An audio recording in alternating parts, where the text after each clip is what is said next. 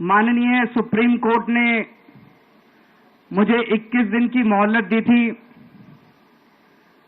मैं तहे दिल से सुप्रीम कोर्ट का शुक्रिया अदा करना चाहता हूं, बहुत बहुत।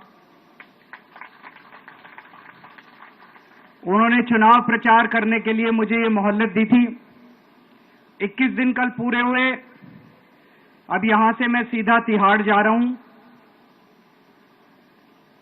ये 21 दिन मेरे लिए बहुत विस्मरणीय है। मैंने एक भी मिनट खराब नहीं किया। रात दिन 24 घंटे देश को बचाने के लिए प्रचार किया है।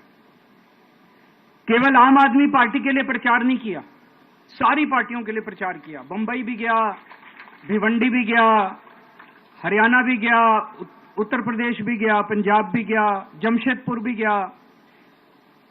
जहां मौका मिला, जहां जिसने बुलाया, उसी के लिए प्रचार करने के लिए गया, देश बचाने के लिए। मेरे सामने देश था। आम आदमी पार्टी इंपॉर्टेंट नहीं है, आम आदमी पार्टी सेकेंडरी है, पहली हमारे लिए देश है। तो मैं दिल्ली के लोगों को कहना चाहता हूं, आज आपका बेटा दोबारा जेल जा रहा है, इसलिए नहीं कि मैंने कोई भ्रष्टाचार किया है, इसलिए कि मैंने तानाशाही के खिलाफ आवाज उठाने की जरूरत की है। इस प्रचार के दौरान एक सबसे बढ़िया बात यह हुई कि सारे देश के सामने प्रधानमंत्री श्री नरेंद्र मोदी जी ने यह कबूल किया कि उनके पास मेरे खिलाफ रत्ती भर भी सबूत नहीं है। हम कहते थे ना, जब भी हमसे पूछा जाता था कि भाई ये कह रहे हैं 100 करोड़ रिश्वत ली, 100 करोड़ रिश्वत ली, वो 100 करोड़ कहां गया?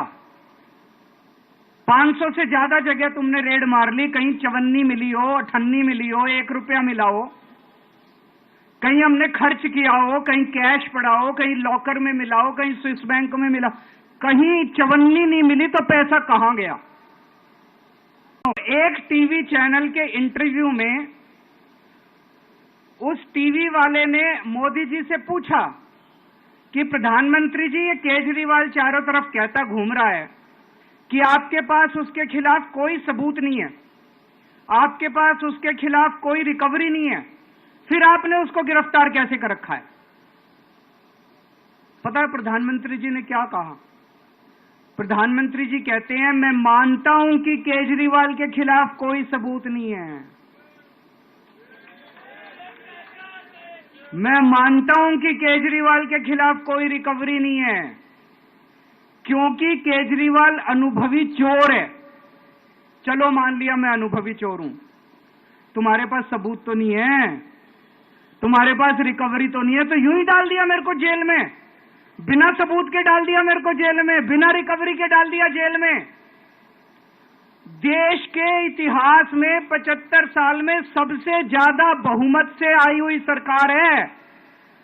एक बार 70 में से 67 सीट, दूसरी बार 70 में से 62 सीट, 55% से ज्यादा वोट शेयर। इतने भारी बहुमत वाली सरकार के मुख्यमंत्री को आपने बिना सबूत के जेल में डाल दिया। यही तो तानाशाही है कि जिसका मन करेगा मैं उसी को जेल में डाल दूंगा, जिसका मन करेगा उसी को जेल में डाल दूंगा। और पूरे देश को मैसेज दे दिया कि अगर मैंने केजरीवाल को फर्जी केस में जेल में डाल दिया तो तुम्हारी तो औकात ही क्या है, किसी को भी पकड़ के जेल में डाल दूंगा। इसी तानाशाही के खिलाफ लड़ रहा हूं मैं,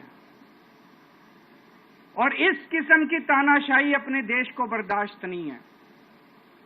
भगत सिंह ने कहा था ना कि जब सत्ता तानाशाही हो जाए तो जेल जिम्मेदारी बन जाती है, सबकी जिम्मेदारी है जेल में जाना, इसके खिलाफ आवाज उठाना। भगत सिंह के चेले हैं।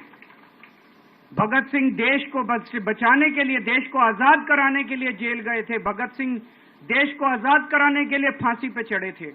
हम देश को बचाने के लिए जेल जा रहे हैं।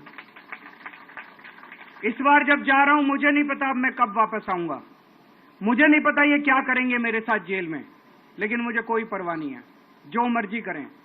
अगर भगत सिंह फांसी पे चढ़ गए, मैं भी फांसी पे चढ़ने के लिए तैयार हूं। मेरे शरीर का एक एक कतरा इस देश के लिए है, मेरे शरीर के खून की एक एक बूंद इस देश के लिए है, मेरे जीवन का एक एक पल देश के लिए है।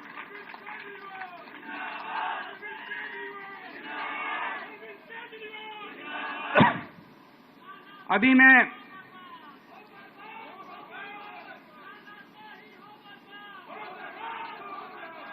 अभी राजघाट गया था सभी साथियों के साथ। महात्मा गांधी की समाधि पे हम लोगों ने श्रद्धांजलि दी। गांधी जी ने इस हमारे देश से तानाशाही का अंत किया था, वो हमारे लिए प्रेरणा स्रोत हैं। उसके बाद हम कनॉट प्लेस गए, हनुमान मंदिर, वहां पे हमने हनुमान जी के मंदिर में जाके हनुमान जी का आशीर्वाद लिया। 4 तारीख को भी मंगलवार है, भली करेंगे बजरंगबली।